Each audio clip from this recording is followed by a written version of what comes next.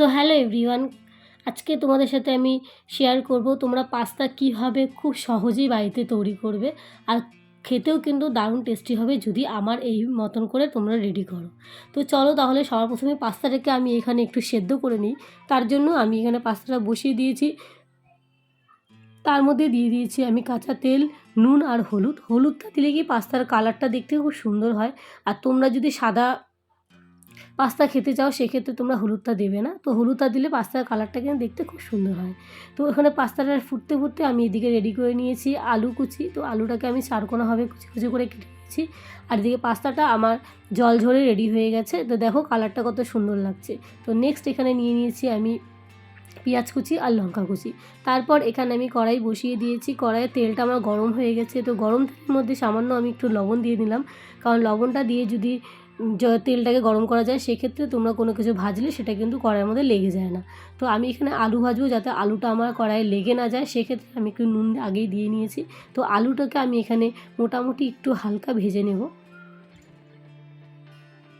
তারপর এখানে দিয়ে দিচ্ছি আমি লঙ্কা কুচি আর পেঁয়াজ কুচি। তো এই দুটোকে আমি খুব ভালো করে ভেজে নিব আলুর সাথে, যাতে দেখতে এবং খেতে দুটোই ভালো হয়।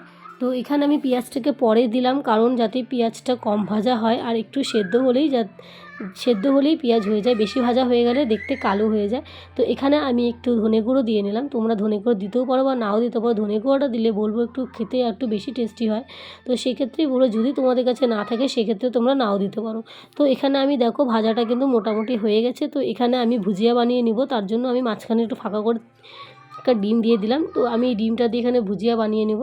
তো তোমরা আলাদাভাবেও কিন্তু ভুজিয়া রেডি করে ঢেলে দিতে পারো পাস্তার উপরে। তো আমি এখানে আলাদা করে আর করিনি, আমি একবারই করে দিয়েছি। তো এখানে সেদ্ধ করা পাস্তাগুলো এরপরে দিয়ে দেব। দিয়ে আমি খুব ভালোভাবে নেড়েচেড়ে এটাকে ভেজে নিব।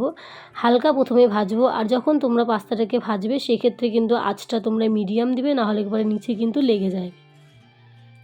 তো আমি এখানে মিডিয়াম আছে হালকা আস্তে আস্তে ভেজে নিচ্ছি।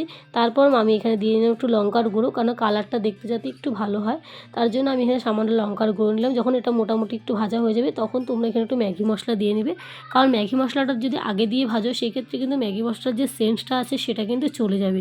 তার জন্য যখন একটু ভাজা হয়ে যাবে তারপরে ম্যাগি মশলাটা দিয়ে একটু নেড়েচেড়ে এটাকে নামিয়ে নিতে হবে। তো আজকের এই ভিডিওটা কিন্তু আমি খুব শর্টকাটের মধ্যে দেখিয়েছি, যাতে তোমাদের কোনো সমস্যা না হয়। তো আজকে আমার এই ভিডিওটা তোমাদের কেমন লাগলো অবশ্যই জানাবে। আর এখানে কিন্তু আমার পাস্তা রেডি হয়ে গেছে।